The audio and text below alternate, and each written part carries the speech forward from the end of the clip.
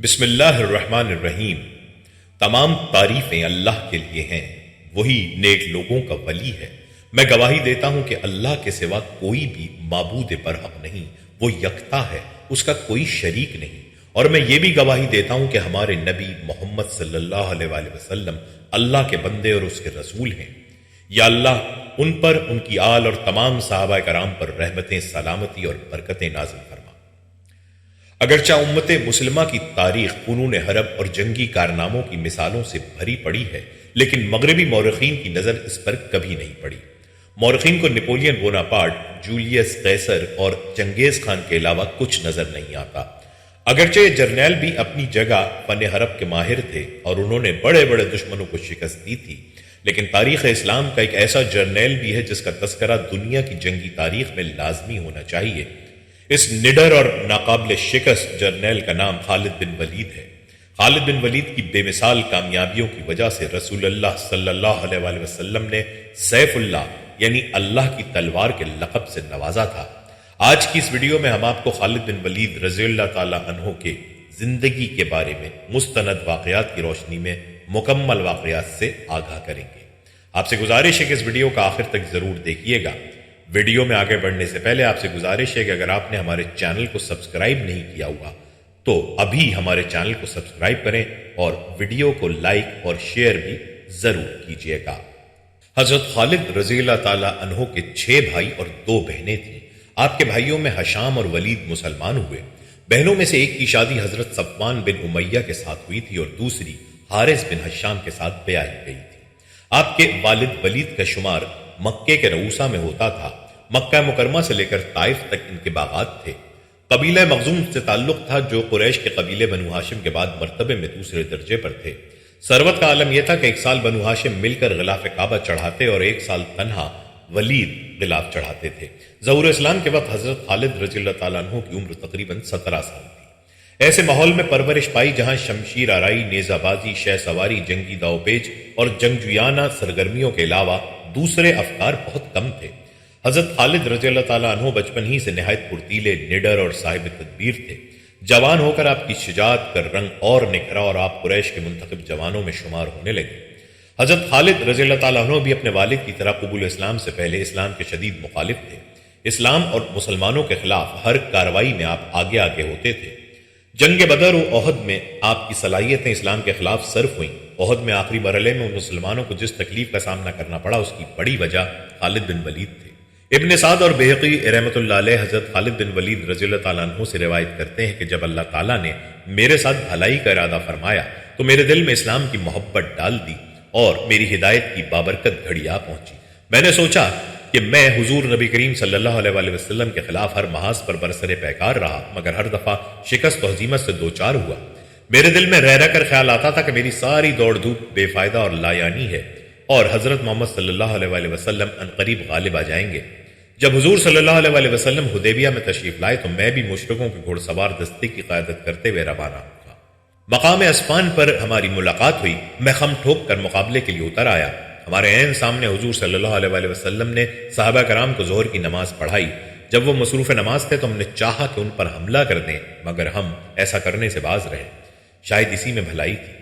ہمارے اس دلی ارادے سے حضور صلی اللہ علیہ وآلہ وسلم آگاہ ہو گئے، اس لیے حضور صلی اللہ علیہ وآلہ وسلم نے عصر کی نماز صلاۃ الخوف کے طریقے پر پڑھائی۔ آپ کے اس عمل پر ہم ازحد متاثر و حیران ہوئے۔ میں نے کہا یہ شخص ناقابل تسخیر ہے، قدرت اس کی نگہبان ہے۔ پھر ہم چلے گئے۔ حضور صلی اللہ علیہ وآلہ وسلم ہمارے لشکر کے معروف راستے سے ہٹ کر دائنی جانب سے آگے بڑھنے لگے۔ پھر جب حدیبیہ کے مقام پر صلح ہوئی اور قریش نے صلح کے ساتھ حضور صلی اللہ علیہ وآلہ وسلم کو واپس کر دیا تو میرے دل میں اندیشہ ہائے گوں نگوں پیدا ہوئے۔ میں نے سوچا کیا کرنا چاہیے۔ نجاشی کے پاس چلا جاؤں، وہ تو حضرت محمد صلی اللہ علیہ وآلہ وسلم کی اتباع کر چکا ہے اور ان کے صحابہ وہاں امن و سکون سے زندگی بسر کر رہے ہیں۔ کیا ہرقل کے پاس چلا جاؤں، اپنا دین ترک کر کے یہودیت یا نصرانیت قبول کر لوں اور عجم کا تابع کروں؟ جو آدمی یہاں رہ جائیں ان کے ساتھ اپنے گھر میں ہی رک جاؤں۔ میں اسی سوچ میں تھا کہ حضور صلی اللہ علیہ وآلہ وسلم عمرہ قضا کے لیے تشریف لائے اور مجھے آپ کی آمد کا علم ہوا تو چھپ گیا۔ جب آپ مکہ میں داخل ہوئے اس وقت میں وہاں نہ تھا۔ میرے بھائی ولید بن ولید نبی کریم صلی اللہ علیہ وآلہ وسلم کے ساتھ تھا۔ بہقی اور ابو نعیم رحمۃ اللہ علیہ حضرت ابو ہریرہ رضی اللہ تعالیٰ عنہ سے روایت کرتے ہیں کہ جب حضور صلی اللہ علیہ وآلہ وسلم عشاء کی نماز پڑھتے تو آخری رکعت میں یہ دعا فرماتے تھے، اے اللہ ولید بن ولید کو نجات عطا فرما۔ اس نے مجھے تلاش کیا مگر میں کہیں نہ ملا، پھر اس نے میرے نام ایک خط لکھا جس کا مضمون یہ تھا، بسم اللہ الرحمن الرحیم، اما بعد، مجھے اس سے عجیب تر بات کہیں نظر نہ آئی کہ تم جیسا دانا اور عقل مند شخص اسلام سے گریز پا ہے، تمہیں اللہ تعالیٰ نے عقل و فکر کی بہترین صلاحیتوں سے نوازا ہے، اسلام کی صداقت سے کون نادان پہلو تہی کرے گا؟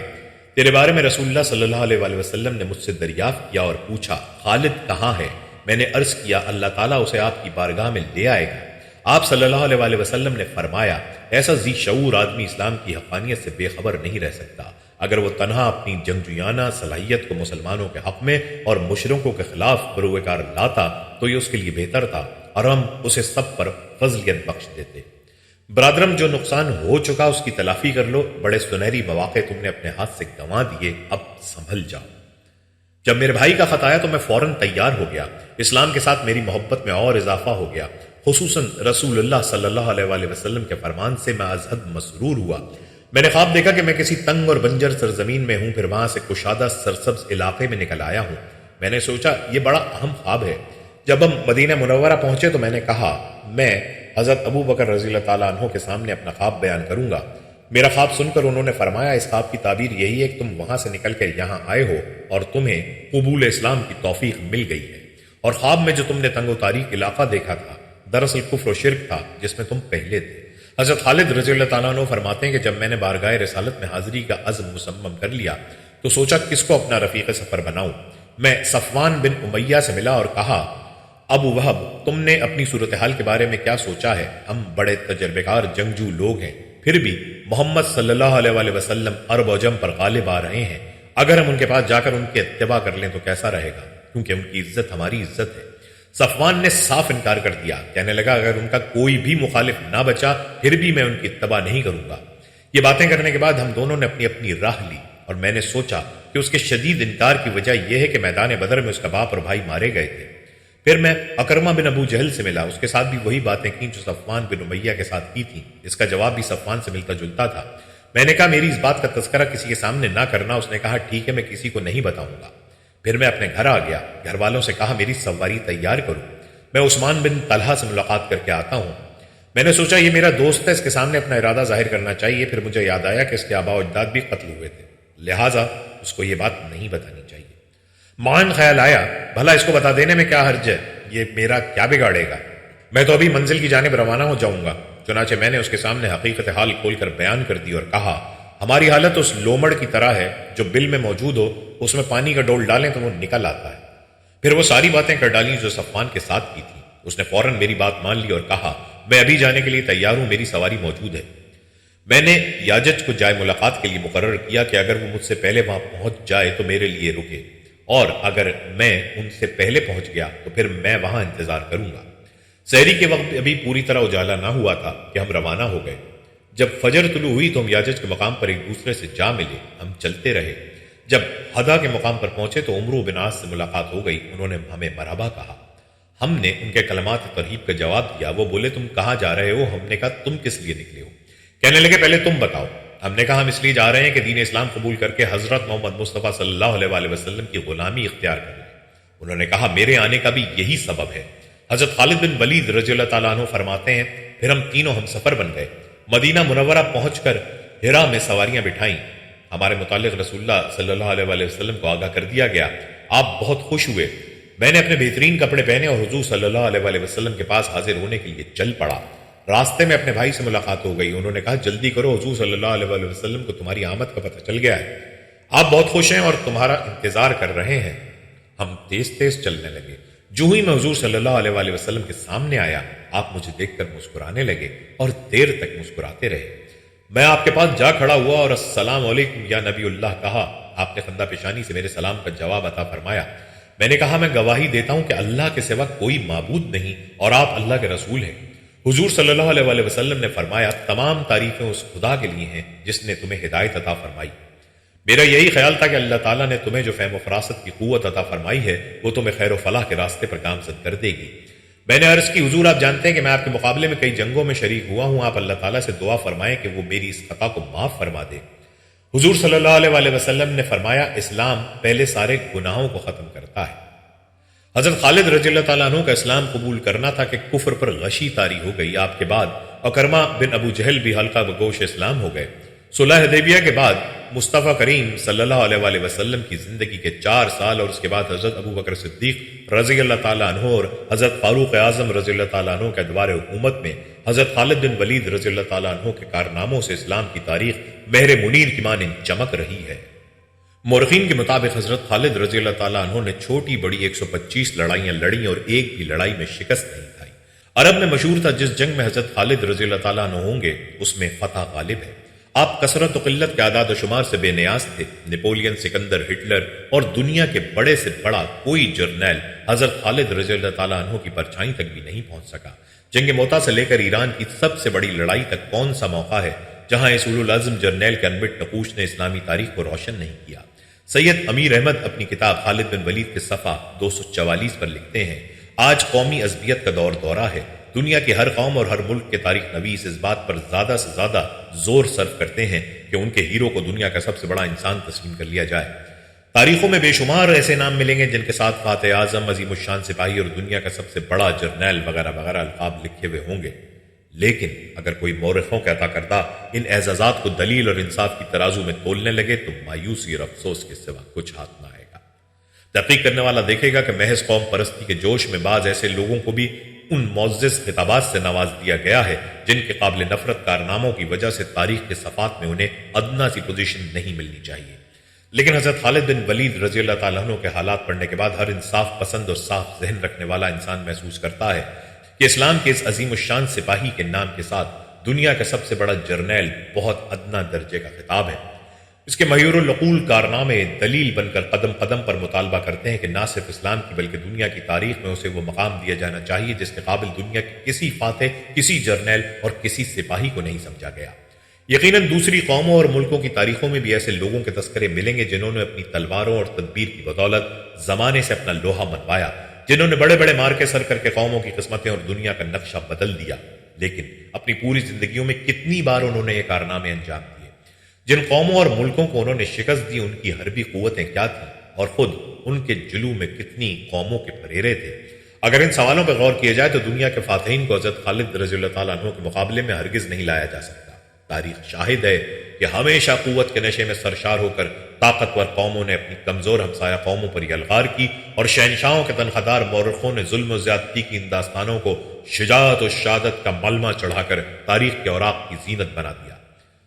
بخت نصر، جولیس سکندر، نپولین اور دنیا کے دوسرے فاتحین کی داستانوں کا تجزیہ کرنے کے بعد صرف یہی نتیجہ نکلتا ہے کہ طاقت نے کمزوری کو، کثرت نے قلت کو اور ظلم نے مظلومی کو فتح کیا۔ ان فاتحین کی داستانوں میں حضرت خالد بن ولید رضی اللہ تعالیٰ عنہ کی داستان ایسا رنگ کہا کہ ہمیشہ مظلومی نے ظلم کے گریبان کی طرف ہاتھ بڑھایا ہو، قلت نے کثرت کو چیلنج کیا ہو، بے سر و سامانی نے ساز و سامان والوں سے ٹکر لی ہو، پاپیادہ غازیوں نے آہن پوش سواروں کو نیچا دکھایا ہو۔ دنیا کے دوسرے فاتحین کی داستانوں میں ایسے تابندہ ٹکڑے کہاں کہ جنگ یرموک میں دشمن کے 60,000 فوج کے مقابلے کے لیے حضرت خالد رضی اللہ تعالیٰ عنہ صرف 60 مجاہد لے کر نکلے ہیں اور اس شان سے فتح حاصل کرتے ہیں کہ دشمن پیٹ پھیر کر دیکھنے کی جرت بھی نہیں کرتا۔ جنگ موتا میں مسلمانوں کی کل تعداد 3,000 تھی اور رومی 1,00,000 سے اوپر تھے۔ پھر حضرت خالد رضی اللہ تعالیٰ عنہ نے ایسے وقت فوج کی کمان سنبھالی تھی جب حضرت زید بن حارث، حضرت جعفر طیار اور حضرت عبداللہ بن رواحہ تینوں جلیل القدر سالاروں کی شہادت کے باعث مسلمانوں کے حوصلے پست ہو رہے تھے، لیکن انہوں نے اپنی خداداد قابلیت اور بے مثل شجاعت سے 1,00,000 رومیوں کو شکست فاش دی۔ حضرت خالد رضی اللہ تعالیٰ عنہ کی یہ کتنی بڑی خصوصیت ہے کہ انہوں نے اپنی زندگی میں کم و بیش 125 لڑائیاں لڑیں جن میں ان کی فوجی طاقت دشمن کے مقابلے میں انتہائی کم ہوتی تھی، مگر کسی ایک لڑائی میں بھی شکست نہیں کھائی۔ واٹرلو کی شکست کا حال پڑھ کر نیپولین کے الفاظ بالکل مذاق معلوم ہوتے ہیں کہ ناممکن مہمل لفظ ہے، اسے لغات سے خارج کر دیا جائے، لیکن حضرت خالد رضی اللہ تعالیٰ عنہ کا ہر واقعہ اس فقرے پر گواہی دیتا ہے۔ حضرت خالد رضی اللہ تعالیٰ عنہ کے قبول اسلام کے کچھ عرصے بعد ہی غزوہ موتا پیش آیا۔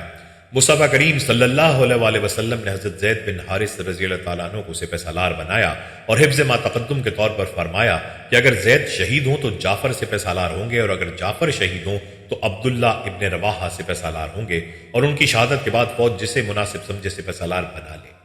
حدیث بخاری میں ہے کہ جس وقت موتا میں جنگ لڑی جا رہی تھی، عین اسی وقت مسجد نبوی شریف میں حضور نبی کریم صلی اللہ علیہ وآلہ وسلم صحابہ کرام کے سامنے جنگ کا آنکھوں دیکھا حال بیان فرما رہے تھے، حالانکہ اس وقت تک کوئی قاصد مدینہ منورہ میں نہیں آیا تھا۔ آپ صلی اللہ علیہ وآلہ وسلم نے فرمایا، لو دیکھو جنگ شروع ہوئی، اب میرا زید شہید ہو گیا۔ پھر کچھ دیر بعد فرمایا، اب میرا جعفر شہید ہو گیا۔ یہ بیان فرماتے وقت آپ صلی اللہ علیہ وآلہ وسلم کی آنکھوں میں آنسوؤں کا سیلاب تھا۔ اس کی وجہ یہ تھی کہ آپ صلی اللہ علیہ وآلہ وسلم کو دونوں یعنی حضرت زید رضی اللہ تعالیٰ عنہ اور حضرت جعفر رضی اللہ تعالیٰ عنہ سے بڑی محبت تھی۔ حضرت جعفر آپ کے چچا حضرت ابو طالب کے بیٹے تھے اور اولین صحابہ میں آپ کا شمار ہوتا تھا۔ نبوت کے 5ویں سال جب مکہ میں کفار نے مسلمانوں کا جینا محال کر دیا تھا تو آپ حکم رسول صلی اللہ علیہ وآلہ وسلم سے حبشہ کی جانب ہجرت فرما گئے اور حبشہ میں پیغمبر اسلام صلی اللہ علیہ وآلہ وسلم کے سفیر کی حیثیت سے تقریباً 12 سال قیام پذیر رہے اور دین اسلام کی تبلیغ کا حق بھی ادا کیا۔ شاہ نجاشی آپ کی دعوت پر مسلمان ہوئے۔ 7 ہجری فتح خیبر کے موقع پر آپ اپنے تمام مسلمان ساتھیوں کو لے کر مدینہ تشریف آتے ہوئے خیبر کے مقام پر نبی کریم صلی اللہ علیہ وآلہ وسلم کی بارگاہ میں حاضر ہوئے۔ آپ کو دیکھ کر حضور صلی اللہ علیہ وآلہ وسلم نے فرمایا، میں بتا نہیں سکتا کہ آج مجھے فتح خیبر کی زیادہ خوشی ہے یا جعفر بن ابو طالب کے آنے کی، اور آپ نے خیبر کے مال غنیمت میں سے انہیں اور ان کے ساتھیوں کو بھی حصہ دیا۔ حضرت جعفر رضی اللہ تعالیٰ عنہ کی شہادت کے بعد آپ نے ارشاد فرمایا، اب علم میرے عبداللہ بن رواحہ نے اٹھا لیا ہے اور گھمسان کی لڑائی ہو رہی ہے۔ کچھ دیر جنگ کے حالات ملاحظہ فرماتے رہے اور پھر فرمایا، اب میرا عبداللہ بن رواحہ بھی شہید ہو گیا ہے۔ حضرت عبداللہ کی شہادت کے بعد مسلمانوں نے مل کر صلاح و مشورے سے حضرت خالد بن ولید کو سپہ سالار چن لیا۔ مسجد نبوی شریف میں بیٹھ کر غیب داں نبی صلی اللہ علیہ وآلہ وسلم نے فرمایا، اب اللہ کی تلواروں میں سے ایک تلوار نے جھنڈا سنبھالا، اب مسلمانوں کو خیر ہے۔ ایک روایت میں ہے کہ حضور صلی اللہ علیہ وآلہ وسلم نے فرمایا، اے اللہ، خالد تیری تلواروں میں سے ایک تلوار ہے، اس کی مدد فرما۔ اس جنگ میں مسلمانوں کی فتح نے دشمنان اسلام کی آنکھیں کھول دی، جو اپنی کثرت کے بلبوتے پر شمع اسلام کو گل کر دینا چاہتے تھے۔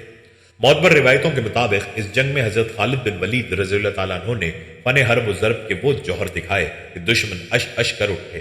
اس جنگ میں آپ کے ہاتھ سے 9 تلواریں ٹوٹی۔ حضرت خالد بن ولید رضی اللہ تعالیٰ عنہ فتح یاب ہو کر موتا سے واپس مدینہ پاک پہنچے تو صحابہ کرام رضی اللہ تعالیٰ عنہم نے آنکھوں دیکھا حال جو نبی پاک صلی اللہ علیہ وآلہ وسلم نے بیان فرمایا تھا حضرت خالد بن ولید رضی اللہ تعالیٰ عنہ سے بیان کیا تو آپ نے تصدیق کی کہ واقعی ایسا ہی ہوا تھا، اور پھر نبی کریم صلی اللہ علیہ وآلہ وسلم نے آپ کو سیف اللہ کا خطاب دیا، اور پھر نبی کریم صلی اللہ علیہ وآلہ وسلم نے آپ کو سیف اللہ کا لقب دیا۔ تیری دوستی سے پہلے مجھے کون جانتا تھا، تیرے عشق نے مجھے انمول کر دیا۔ وہ مقدس گھر جس کی تعمیر کا شرف امام الموحدین جد الانبیاء والمرسلین سیدنا ابراہیم علیہ السلام کو مرحمت فرمایا گیا تھا، اور جس کی تعمیر کا مقصد سیدنا خلیل اللہ علیہ السلام نے بسط عجز و نیاز بارگاہ خداوندی میں بائیں الفاظ عرض کیا تھا، اے میرے رب، میں نے اپنی کچھ اولاد ایک نالے میں بسائی جس میں کھیتی نہیں ہوتی، تیری حرمت والے گھر کے پاس، اے ہمارے رب، اس لیے کہ وہ نماز قائم رکھیں۔ صد حیف وہ گھر صدہ سالوں سے صنم کدہ بنا ہوا تھا، وہاں اللہ وحدہ لا شریک لہو کی عبادت کے بجائے پتھر سے گھڑے ہوئے سینکڑوں اندھے بہرے گونگے اور بے جان بتوں کی پوجا پاٹ بڑی دھوم دھام سے ہو رہی تھی۔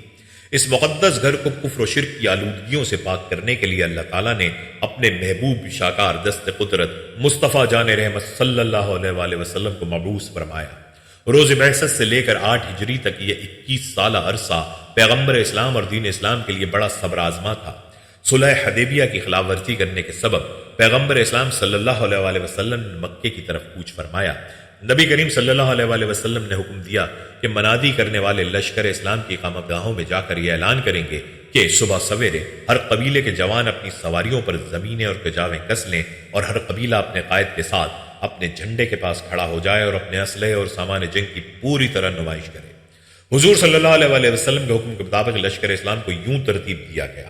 حضرت ابو عبیدہ بن جرح مقدمۃ الجیش کے قائد مقرر ہوئے، حضرت خالد بن ولید کو میمنہ پر متعین کیا گیا، حضرت زبیر بن عوام میسرہ کے قائد بنائے گئے، اور قلب لشکر میں خود حضور رحمت عالم صلی اللہ علیہ وآلہ وسلم تشریف فرما ہوئے۔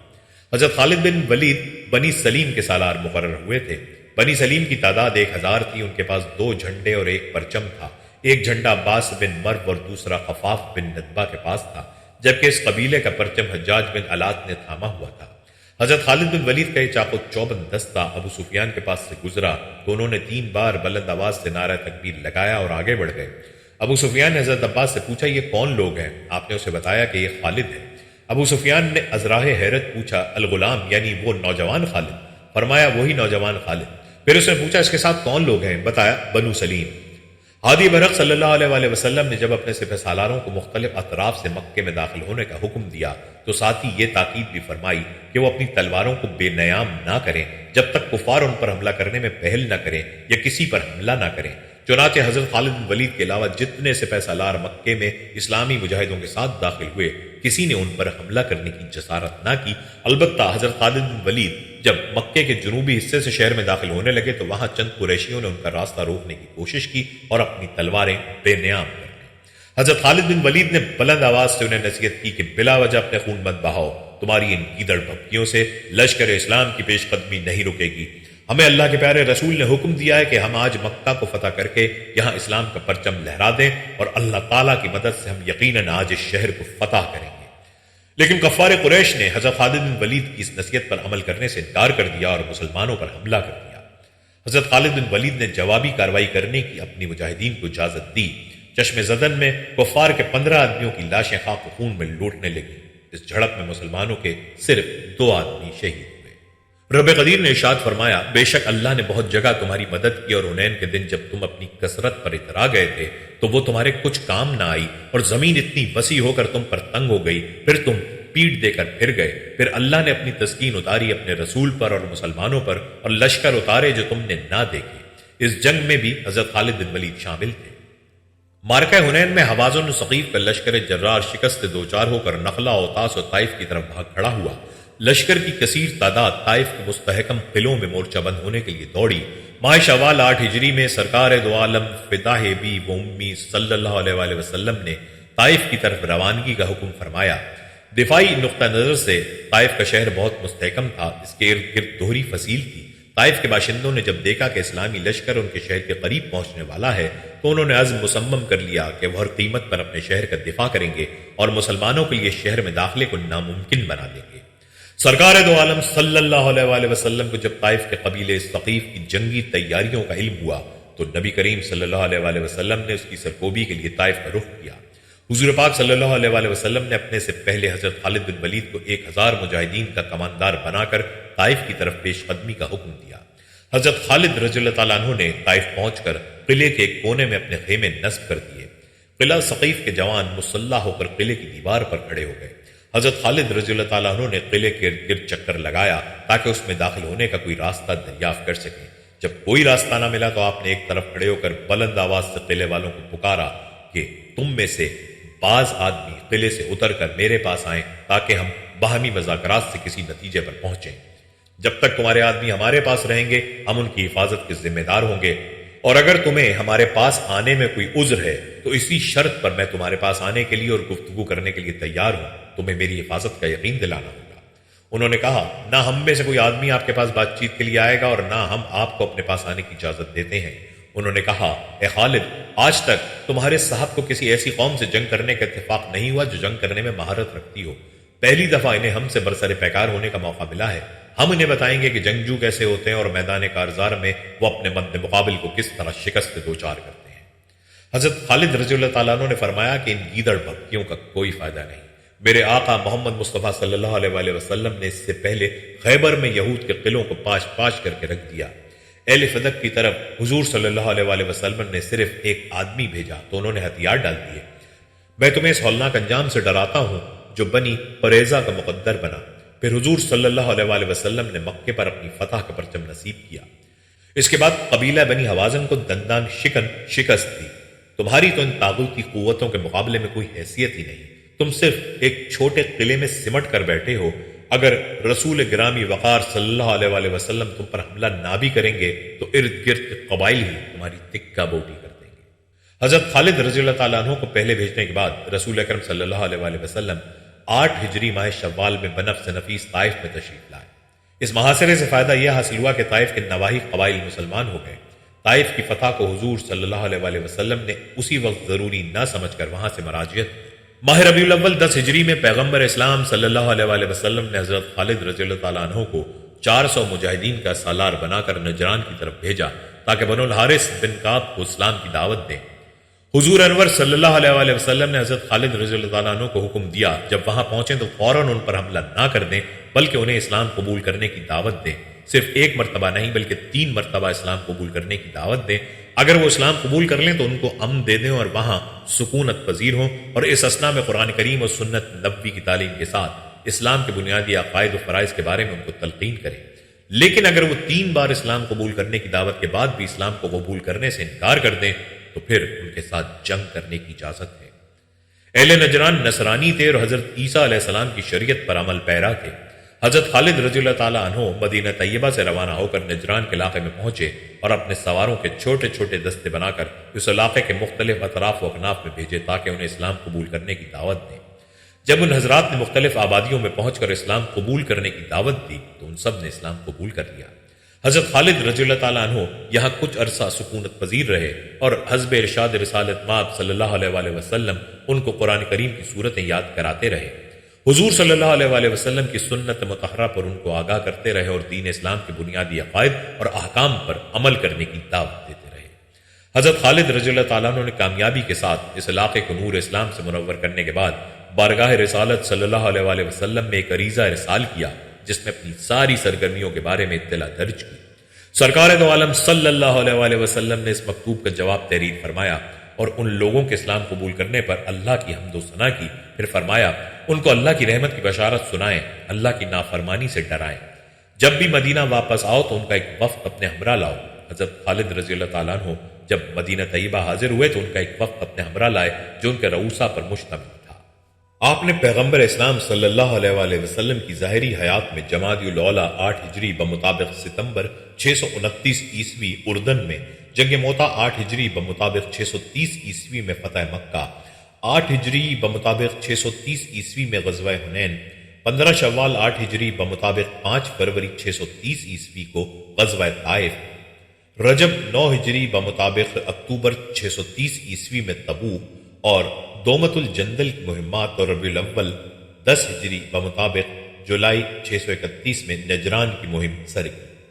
عہد صدیقی کا آغاز حضرت خالد بن ولید رضی اللہ تعالیٰ عنہ کی فوجی زندگی کے عہد زریں کا آغاز بھی ہے۔ حضور صلی اللہ علیہ وآلہ وسلم کے وصال کی خبر پھیلتے ہی عرب میں بغاوتیں اور شورشیں شروع ہو گئیں۔ ان بغاوتوں کو فرف کرنے میں سب سے نمایاں کردار حضرت خالد بن ولید رضی اللہ تعالیٰ عنہ نے ادا کیا۔ سب سے شدید بغاوت یمامہ کی تھی، جہاں مسیلمہ کذاب نے جھوٹی نبوت کا دعویٰ کر کے لوگوں کی ایک کثیر تعداد اپنے گرد جمع کر لی تھی۔ مسیلمہ ایک اسلامی دستے کو شکست بھی دے چکا تھا۔ اب امیر المومنین حضرت ابو بکر صدیق رضی اللہ تعالیٰ عنہ نے حضرت خالد رضی اللہ تعالیٰ عنہ کو اس کی طرف روانہ کیا۔ آپ یمامہ پہنچے تو مسیلمہ 40,000 فوج کے ساتھ اقربہ کے میدان میں سفارہ ہو گیا۔ شوال 11 ہجری بمطابق دسمبر 632 عیسوی کو گھمسان کا رن پڑا اور جنگ لمحہ بلمحہ تیز تر ہوتی گئی۔ آپ نے جب دیکھا کہ دشمن کا زور کسی طور کم نہیں ہو رہا تو آپ نے فوج کی ترتیب بدل دی۔ آپ نے فرمایا ہر قبیلہ علیحدہ علیحدہ ہو جائے اور علیحدہ ہو کر ہی دشمن سے مقابلہ کرے تاکہ یہ دیکھا جا سکے کہ کس قبیلے نے کیا کارہائے نمایاں انجام دیے۔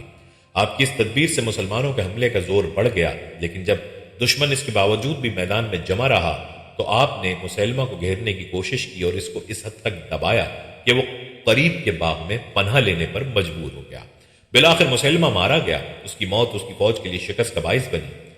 اقربہ کی جنگ میں 21,000 کافر و مرتد مارے گئے اور ان میں 60,000 تعاقب میں ہلاک ہوئے۔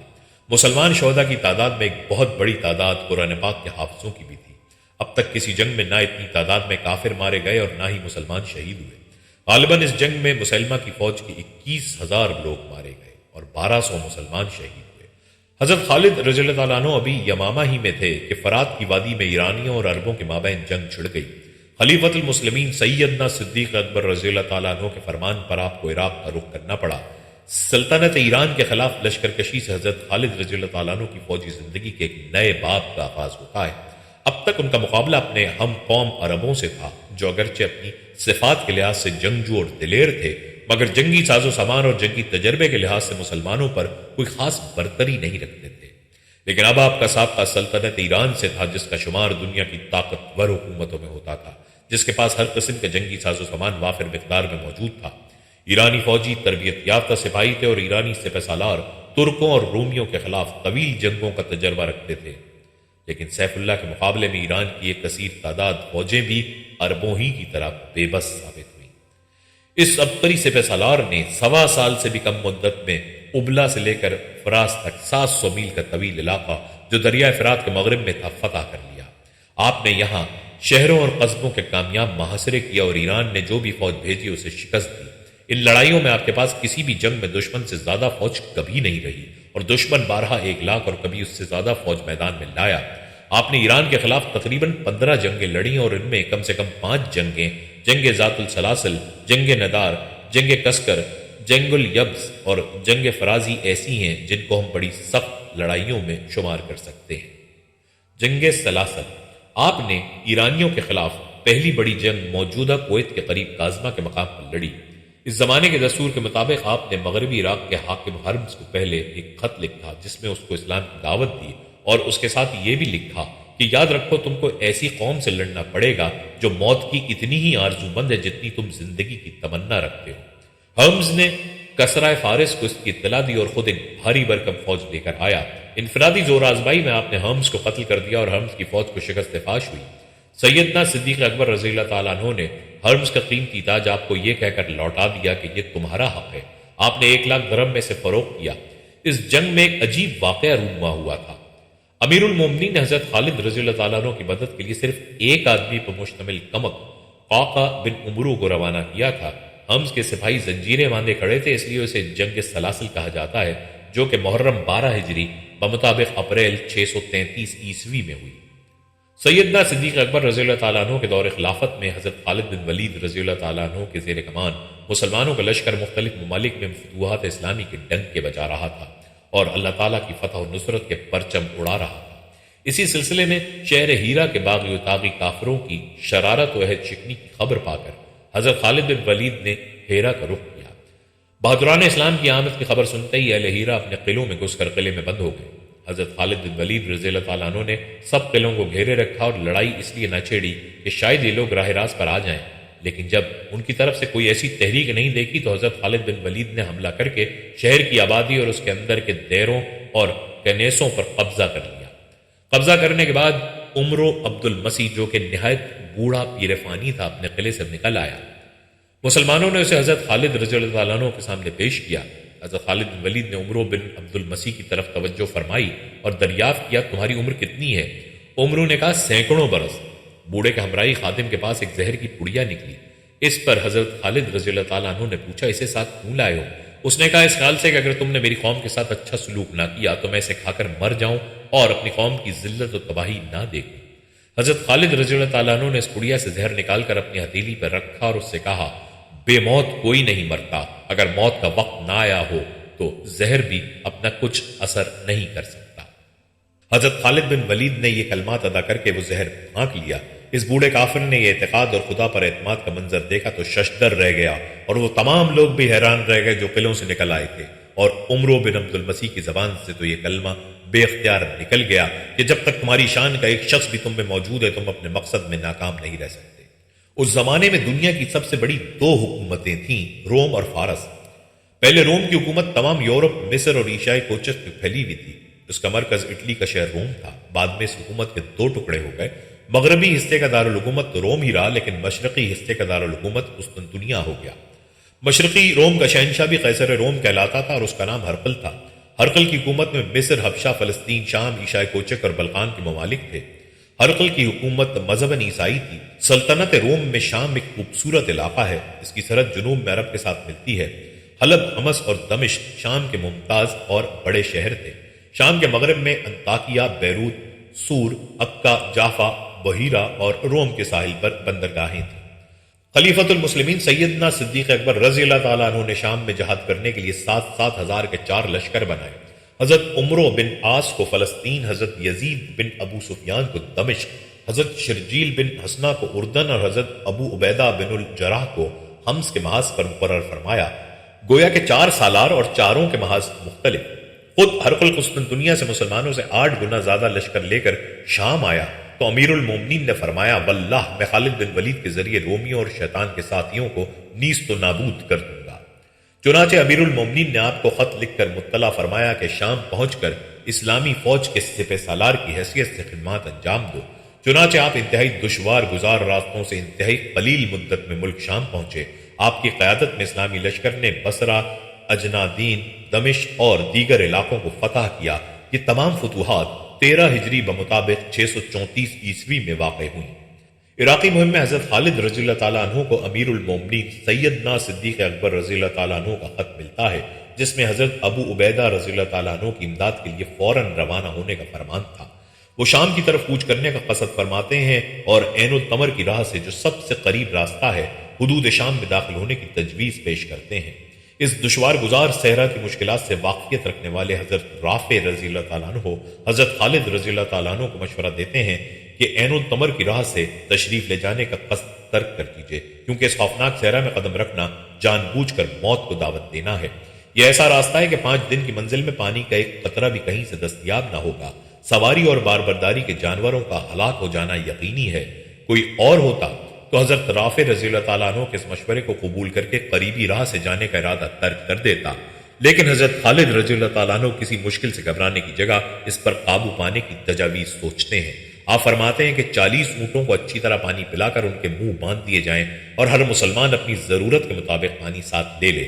آپ ہر منزل پر 10 اونٹ ذبح کراتے ہیں اور ان کے پیٹ سے نکلا ہوا پانی ٹھنڈا کر کے جانوروں کو پلاتے ہوئے موت کی اس وادی کو نہایت کامیابی کے ساتھ عبور کر لیتے ہیں۔ یہ عزم اور تدبیر کا کتنا بڑا مظاہرہ ہے، اس کا اندازہ صرف وہی لوگ کر سکتے ہیں جنہوں نے عرب کے وسیع ریگستانوں میں پیاس کے سبب ہلاک ہونے والے قافلوں کی ہڈیاں بکھری ہوئی دیکھی ہیں، یا جو اس حقیقت سے آشنا ہے کہ بڑے سے بڑے بہادر بھی کسی ایسے راستے پر قدم بڑھانے کی جرت نہیں کر سکتے جس میں 5 دن تک پانی ملنے کا امکان نہ ہو۔ ان تمام باتوں کے علاوہ حضرت خالد رضی اللہ تعالیٰ عنہ کی زندگی میں سب سے زیادہ قابل لحاظ امر یہ ہے کہ ان کے ہمراہی صحرائے عرب کے غیر تربیت یافتہ مٹھی بھر افراد تھے۔ خود انہوں نے بھی کسی فوجی کالج میں باقاعدہ تعلیم حاصل نہ کی تھی۔ پھر مقابلہ کس کے ساتھ تھا؟ قیصر روم اور شہنشاہ ایران کے آہن پوش منظم لشکروں کے ساتھ، جن کے وسائل اور سامان حرب کا کوئی اندازہ بھی قائم کرنا مشکل تھا۔ وسیع اور دولت مند سلطنتیں ان کی پشت پر تھیں اور اپنے سالاروں کو برابر کمک بھیجتی رہتی تھیں۔ ادھر مسلمانوں کا یہ عالم تھا کہ اگر کسی کے پاس تلوار ہے تو نیام ندارت، نیزہ ہے تو ڈھال نہیں، اور گھوڑا ہے تو زین سے محروم۔ اپنے وطن سے کئی منزلیں دور پرائے ملک میں آ کر ایسے بے سر و سامان لشکر کا رومیوں اور ایرانیوں کے عظیم الشان لشکروں کو شکست دینا کسی معجزے سے کم نہیں۔ حضرت خالد رضی اللہ تعالیٰ عنہ نے عراق اور شام میں جتنی لڑائیاں لڑیں، ان تمام میں کوئی ایک جنگ بھی ایسی نہیں جس میں مسلمانوں کی تعداد دشمن کی فوج کے نصف کے برابر ہو، لیکن ہر مارکے میں مظفر و منصور رہے، ہر لڑائی میں دشمن کو شکست فاش دی۔ اپنی غیر مسلم رعایا سے جس فیضانہ سلوک کا اسلام نے حکم دیا ہے اور اسلامی فوجوں کو دشمنوں کے ملک میں داخل ہو کر جس ضابطہ اخلاق کا پابند اسلام نے بنایا ہے، اس کی مثال پیش کرنے سے تاریخ عالم قاصر ہے اور انشاءاللہ عبدالآباد تک قاصر ہی رہے گی۔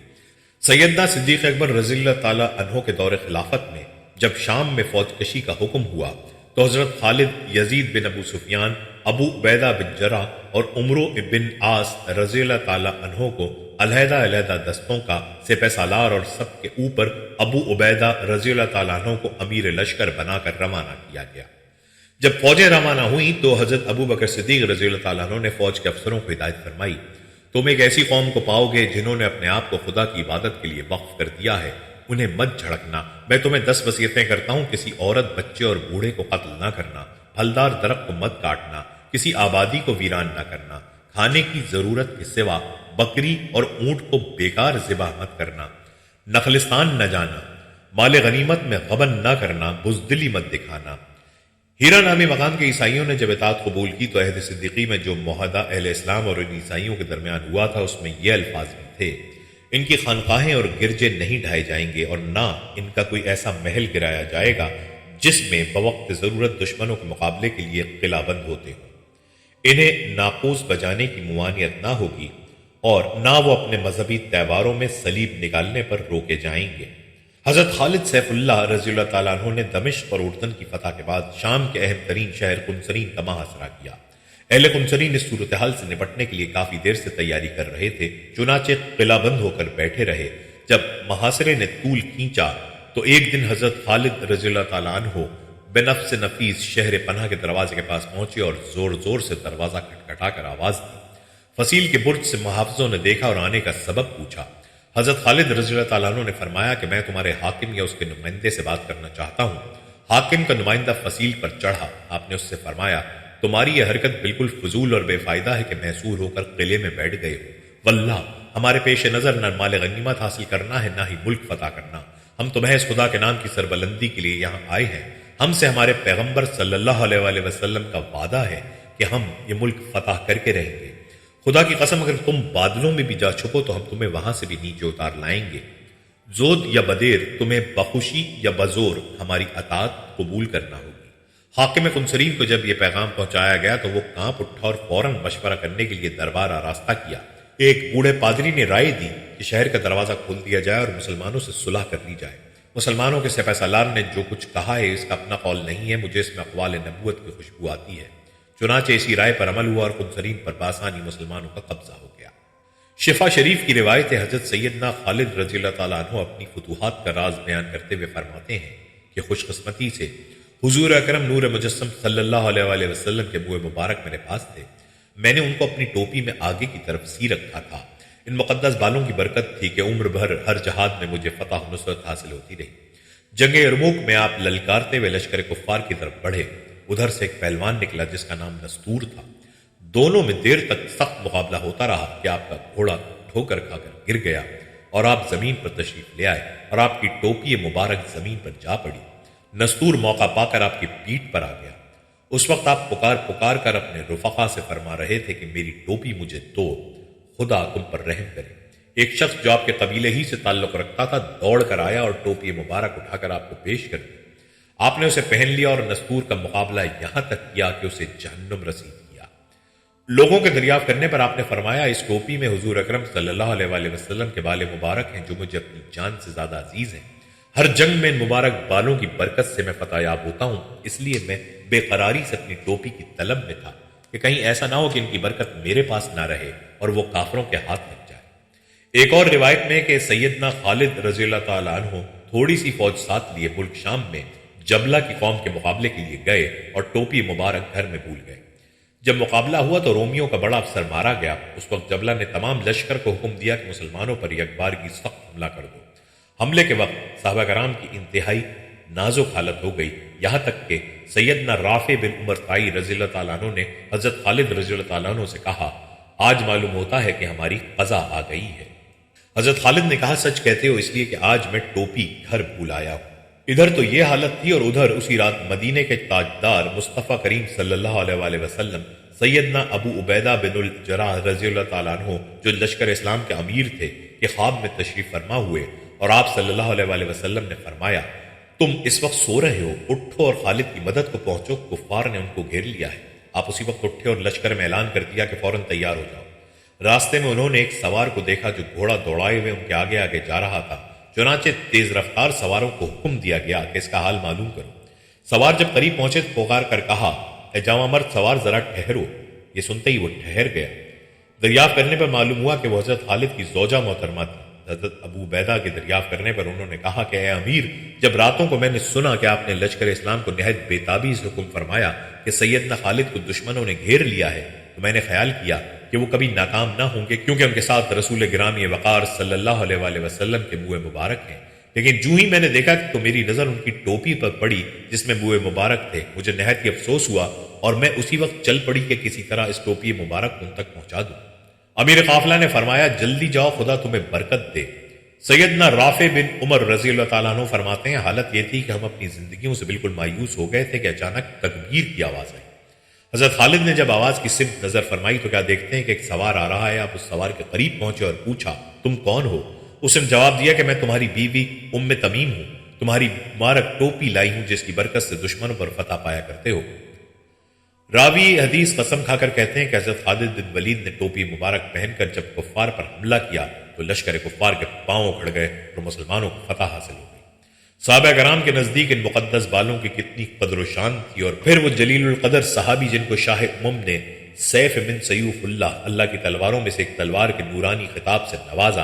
ان کی یہ حالت ہے کہ ایسے نازک وقت میں جبکہ دشمن خنجر بکف ان کے سر پر تھا، بڑی بےتابی سے ٹوپی طلب فرما رہے ہیں اور صاف صاف فرما رہے ہیں کہ میری ساری فتوحات کا باعث یہی ٹوپی مبارک ہے۔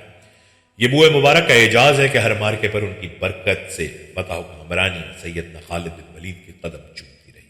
22 جمادی الاخری 13 ہجری بمطابق 22 اگست 634 عیسوی کو امیر المومنین سیدنا صدیق اکبر رضی اللہ تعالیٰ عنہ نے اصدار پانی سے پردہ فرمایا اور حضرت فاروق اعظم رضی اللہ تعالیٰ عنہ مسند خلافت پر جلوہ گر ہوئے۔ کسی وجہ سے سیدنا فاروق اعظم رضی اللہ تعالیٰ عنہ نے اللہ کی تلوار حضرت خالد بن ولید کو سپہ سالاری کے عہدے سے معزول کیا اور حضرت ابو عبیدہ بن الجراح کو سپہ سالار مقرر فرمایا۔ 3 شعبان 13 ہجری بمطابق 2 اکتوبر 634 عیسوی کی صبح لشکر اسلام کو سیدنا ابو بکر صدیق رضی اللہ تعالیٰ عنہ کی وفات اور سیدنا فاروق اعظم رضی اللہ تعالیٰ عنہ کی خلافت کا اعلان کیا گیا۔ دمشق میں مقیم لشکر نے غائبانہ نماز جنازہ پڑھی اور نئے خلیفہ کی بیعت کا اقرار کیا۔ اس کے بعد سپہ سالار کی تبدیلی کا اعلان کیا گیا۔ حضرت خالد بن ولید نے امین الامت حضرت ابو عبیدہ رضی اللہ تعالیٰ عنہ کی ماتحتی میں وہی جوہر دکھائے جو سپہ سالاری کے ایام میں دکھائے تھے۔ آپ نے فرمایا واللہ اگر حضرت عمر رضی اللہ تعالیٰ عنہ کسی کم عمر بچے کو بھی میرا امیر بنا دیتے تو میں اس کی بھی اطاعت کرتا، میں نے تو اپنی زندگی خدا کی راہ میں وقف کی ہوئی ہے۔ امین الامت کی قیادت میں آپ نے جنگ یرموک اور بیت المقدس کے محاصرے میں جنگی حکمت عملی اور مہیر العقول منصوبوں کے ذریعے دشمنان اسلام کو دم بخود کر دیا۔ 4 ماہ کے محاصرے کے بعد بیت المقدس والوں نے شرط پر ہتھیار ڈالنے کی پیشکش کی کہ صلح کے معاہدے پر دستخط کے لیے خود مسلمانوں کے خلیفہ ہیں۔ امین الامت کا خط پڑھ کر امیر المومنین ربیع الاول 16 ہجری بمطابق اپریل 637 عیسوی کو ملک شام تشریف لائے۔ جابیہ کے مقام پر آپ کا پرتپاک استقبال کیا گیا۔ آپ انتہائی سادہ لباس میں تھے۔ بعض لوگوں نے آپ کو ترکی گھوڑا اور لباس پیش کیا۔ اس پر آپ نے وہ تاریخی جملے ارشاد فرمائے جو آج بھی ہمیں جذبہ عمل فراہم کر رہے ہیں۔ آپ نے فرمایا اللہ نے ہمیں اسلام کی جو عزت دی ہے وہی ہمارے لیے کافی ہے۔ پادریوں نے خود آپ کو قبلہ اول کی چابیاں تھیں۔ بیت المقدس کے وصول کے بعد آپ فتح شدہ علاقوں کا دورہ کر کے اور سرحدوں کی حفاظت کا انتظام کر کے مدینہ تشریف لے آئے۔ بیت المقدس کے پادری کے ساتھ امیر المومنین سیدنا فاروق اعظم رضی اللہ تعالیٰ عنہ کے معاہدے پر حضرت خالد بن ولید رضی اللہ تعالیٰ عنہ نے بھی بطور گواہ دستخط کیے۔ مرعش سے واپسی پر بنی کندہ کے ایک سردار اشد بن قیس نے حضرت خالد رضی اللہ تعالیٰ عنہ کی تعریف میں قصیدہ پڑھا اور انہیں ایک عظیم فاتح قرار دیا۔ آپ نے خوش ہو کر اسے 10,000 درہم بطور انعام دیے۔ یہ خبر امیر المومنین کو ملی تو آپ نے حضرت خالد بن ولید کو مدینہ شریف بلوایا اور فوج سے سبکدوش کر دیا۔ حضرت خالد رضی اللہ تعالیٰ عنہ فوج سے علیحدہ ہو کر حمص میں مقیم ہو گئے۔ امیر المومنین نے سالانہ 3,000 درہم آپ کا وظیفہ مقرر فرمایا۔ تاریخ شاہد ہے کہ جس نیک دلی اور حوصلے سے حضرت خالد رضی اللہ تعالیٰ عنہ نے امیر المومنین کے احکام کی تعمیل کی، اس کی مثال نہیں ملتی۔ فوجوں کا سپہ سالار اختیار رکھتا تھا کہ اپنے احکام منوا لے، لیکن جس نے اپنے آپ کو راہ خدا میں وقف کر دیا وہ ذاتی شان و شوکت کا محتاج نہیں ہوتا۔ آپ کی معزولی کے بعد سیدنا فاروق اعظم رضی اللہ تعالیٰ عنہ نے سلطنت کے تمام علاقوں میں ایک گشتی مراسلہ بھجوایا تھا جس میں لکھا تھا کہ میں نے خالد رضی اللہ تعالیٰ عنہ کو کسی ناراضی یا خیانت کی وجہ سے معزول نہیں کیا ہے، بلکہ فوجی کارناموں کی وجہ سے لوگ فتنے میں مبتلا ہو رہے تھے اور خدشہ تھا کہ کہیں مسلمان خالد پر ہی انحصار نہ کر لیں۔ میں نے انہیں اس لیے معزول کیا تاکہ لوگوں کو معلوم ہو جائے کہ فتح و نصرت خدا کی طرف سے ہے اور ہم سب اس کے بندے ہیں۔ قبول اسلام کے بعد حضرت خالد رضی اللہ تعالیٰ عنہ نے بے شمار جنگیں لڑی اور معزولی کے بعد 4 سال تک غیر فوجی زندگی گزاری۔ 21 ہجری یعنی 642 عیسوی میں آپ علیل ہوئے۔ خلافت فاروقی کے 5ویں یا 6 سال آپ کا دوست آپ کی عیادت کے لیے آیا۔ حضرت خالد رضی اللہ تعالیٰ عنہ کو کچھ سوچ کر رونا آ گیا۔ دوست نے دریافت کیا آپ روتے کیوں ہیں؟ کیا دنیا کا سب سے بڑا جرنیل موت سے خوفزدہ ہے؟ تو فرمایا افسوس تم میری بے چینی کا سبب غلط سمجھے ہو۔ میں نے جب سے رسول اللہ صلی اللہ علیہ وآلہ وسلم کے ہاتھوں میں ہاتھ دیا ہے 20 جنگیں لڑی ہیں اور ہر جنگ میں اس آرزو کو لے کر گیا ہوں کہ مجھے میدان جنگ میں شہادت نصیب ہو، لیکن میری آرزو پوری نہ ہو سکی۔ میں موت کو ہر میدان میں ڈھونڈتا رہا اور مجھ سے بھاگتی رہی۔ آخرکار اس نے مجھے بستر پر آ گھیرا ہے۔ میرا جسم کھول کر دیکھو، کہیں چپا بھر جگہ نہ ملے گی جس پر تیر، تلوار، نیزے یا خنجر کا زخم نہ ہو۔ بزدلوں پر حیف ہے کہ وہ ہر روز مرتے ہیں، لیکن بہادروں کی موت صرف ایک دفعہ واقع ہوتی ہے۔ دوست نے کہا خالد تمہیں یاد ہوگا حضور اکرم صلی اللہ علیہ وآلہ وسلم نے تمہیں سیف اللہ کا لقب دیا تھا۔ اگر کوئی دشمن تمہیں شہید کر دیتا تو اس کا مطلب یہ ہوتا کہ دشمن نے اللہ کی تلوار توڑ دی ہے، اور یہ کبھی نہیں ہو سکتا۔ مختصر علالت کے بعد اسلام کا یہ بہادر سپاہی شہادت کی حسرت لیے اللہ کو پیارا ہو گیا۔ حضرت خالد رضی اللہ تعالیٰ عنہ کی وفات کی خبر آنن فانن سارے عالم اسلام میں پہنچ گئی۔ اہل مدینہ افسردہ ہو گئے، خلیفۃ المسلمین کی آنکھیں بھی اشکبار ہو گئیں۔ حمص والوں نے آپ کی آرامگاہ شارع حما پر ایک باغ میں مسجد بنائی جسے لوگ مسجد خالد بن ولید رضی اللہ تعالیٰ عنہ کہتے ہیں۔ آپ نے 58 سال کی عمر پائی۔ حضرت خالد کی وفات کے بعد جب ان کے اثاثے کا جائزہ لیا گیا تو معلوم ہوا کہ آپ نے ایک غلام، ایک گھوڑا اور چند ہتھیاروں کے سوا کچھ نہیں چھوڑا۔ اللہ اللہ، دنیا کا سب سے بڑا جرنیل اور ذاتی اثاثے کی یہ کیفیت، اس سے صاف ظاہر ہے کہ ان کی زندگی کا مقصد نہ ذاتی وجاہت تھا اور نہ پرتکلف زندگی، بلکہ راہ خدا میں شہادت کی طلب ہی ان کا مقصد حیات تھا۔ ان کی جان اللہ کی راہ میں وقف تھی اور مال بھی اللہ کی راہ میں صرف ہوا۔ جب حضرت عمر رضی اللہ تعالیٰ عنہ کو ان کی وفات کی اطلاع ملی تو بے حد غمگین ہوئے اور انہوں نے فرمایا، مسلمانوں کو ایک ایسا نقصان پہنچا ہے جس کی تلافی ناممکن ہے۔ حضرت خالد رضی اللہ تعالیٰ عنہ ایسے جرنیل کہ اب شاید ہی کوئی ان کی جگہ لے سکے، وہ دشمن کے لیے مصیبت تھے۔ جب حضرت خالد بن ولید کا جنازہ اٹھایا گیا تو آپ کی ہمشیرہ حضرت فاطمہ رضی اللہ تعالیٰ عنہا بنت ولید اپنے بھائی کی مفارقت میں جگر خراش نالہ و فغاں کرتی تھی۔ اس وقت سیدنا فاروق اعظم رضی اللہ تعالیٰ عنہ بھی برداشت نہ کر سکے اور بے اختیار ان کی آنکھوں سے آنسو نکل آئے۔ سیدنا فاروق اعظم رضی اللہ تعالیٰ عنہ نے آپ کی نماز جنازہ پڑھائی اور فرمایا، اب مائیں خالد جیسا فرزند جننے سے معذور ہے۔ حضرت خالد کی موت ناقابل تلافی نقصان ہے۔ اے ابو سلیمان، خالد تجھے اسلام اور اہل اسلام کی طرف سے نیک جزا عطا کرے، تو نے اسلامی عظمت کو چار چاند لگا دیا۔ ایک دن حضرت عمر فاروق رضی اللہ تعالیٰ عنہ نے حضرت خالد رضی اللہ تعالیٰ عنہ کی والدہ کو دیکھا کہ بیٹے کے غم میں ہڈیوں کا ڈھانچہ رہ گئی تھی۔ آپ نے دریا فرمایا کہ یہ کون بی بی ہیں جو اس قدر مغموم و پریشان ہیں؟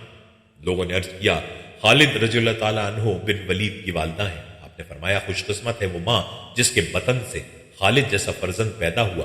پھر فرمایا، جب تک نعمت موجود ہو اس کی قدر کی جاتی ہے، لیکن جب وہ ضائع ہو جائے تو اس کی قدر و منزلت پہچانی جاتی ہے۔ ایک دفعہ عرب کا ایک شاعر حضرت عمر رضی اللہ تعالیٰ عنہ کی خدمت میں حاضر ہوا۔ آپ نے فرمایا، مجھے خالد بن ولید کے متعلق اپنے اشعار سناؤ۔ وہ عرب کا بہترین شاعر تھا، لیکن اشعار سننے کے بعد سیدنا فاروق اعظم رضی اللہ تعالیٰ عنہ نے فرمایا، تم خالد کا حق ادا نہیں کر سکے۔ حضرت خالد بن ولید کے 3 بیٹے تھے۔ سلیمان آپ کے بڑے بیٹے تھے جو مصر کی جنگ میں لڑتے ہوئے شہید ہوئے۔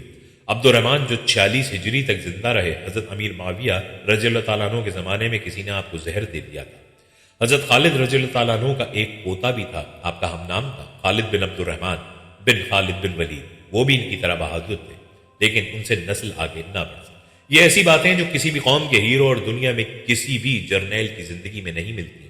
انسانیت کی پوری تاریخ میں صرف حضرت خالد رضی اللہ تعالیٰ عنہ ہی ایک ایسے جرنیل ہیں جنہوں نے سامان حرب کی کثرت اور ٹڈی دل دشمن سے کئی بڑی لڑائیاں حسن تدبیر اور شجاعت کے بلبوتے پر فتح کی، اور لکیر کا فقیر بن کر دوسروں کے بنائے ہوئے قاعدوں اور طریقوں کے مطابق بساط جنگ سجانے کی بجائے ایک مجتہد اور مخترع شان سے جنگ کے قاعدے اور نئے اسلوب وضع کیے۔ اکثر لڑائیوں کے ذکر میں یہ بات ملے گی کہ انہوں نے اپنے لشکر کو چند قدم پیچھے ہٹا کر فتح حاصل کی۔ بعض اوقات عام فوجی اصولوں کے خلاف بالکل معمولی طاقت کے ساتھ دشمن کی بڑی بڑی جماعتوں پر ٹوٹ پڑے۔ کبھی بجلی کی سی تیزی کے ساتھ ہفتوں اور مہینوں کی مسافت دنوں میں طے کر کے دشمن کی توقع اور اندازے کے بالکل خلاف اسے منزلوں آگے جا لیا۔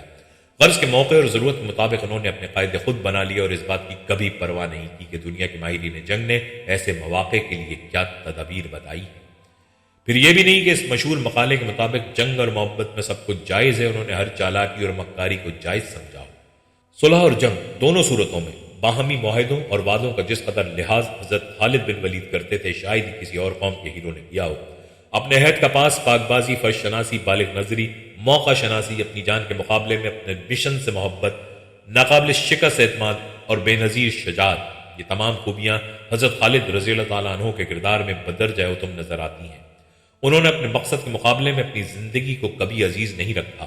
دوسرے جرنیلوں کی طرح قلب لشکر میں محفوظ مقام پہ رہ کر احکام صادر کرنے کے بجائے وہ ہمیشہ صف میں رہ کر دشمن سے دست بدست جنگ کرتے تھے۔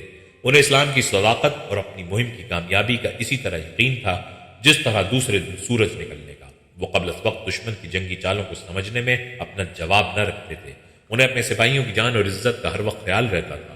ان کی زیادہ سے زیادہ کوشش ہوتی تھی کہ کم سے کم جانی نقصان کے ساتھ لڑائی میں فتح ہو۔ بے غرضی اور اول الامر کے ساتھ وفاداری کا یہ عالم تھا کہ اپنی معزولی کی خبر سن کر ان کے تیور پر پل تک نہ آیا اور نہ ان کی جد و جہد اور جنگی مساعی میں فرق آیا۔ یہی وہ خوبیاں ہیں جن کی وجہ سے آج ہر ایک مخالف کو کہنا پڑتا ہے کہ خالد دنیا کا سب سے بڑا جرنیل تھا۔ میرے بہنوں اور بھائیوں، ہم یہ امید کرتے ہیں کہ آپ کو ہماری آج کی ویڈیو ضرور پسند آئی ہوگی۔ اگر آپ کو ہماری آج کی ویڈیو پسند آئی ہے تو آپ سے گزارش کرتے ہیں کہ آپ ہمارے چینل کو ضرور سبسکرائب کر لیں اور ساتھ ہی لگے بیل کے بٹن کو بھی پریس کر لیں تاکہ آپ کے پاس ہماری آنے والی مزید معلوماتی ویڈیوز کا نوٹیفیکیشن بر وقت ملتا رہے۔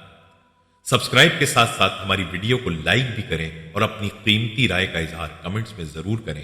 کمنٹس میں آپ اپنے سوالات بھی ہم تک پہنچا سکتے ہیں۔ اللہ تعالیٰ آپ کو اپنے حفظ و امان میں رکھے، آمین۔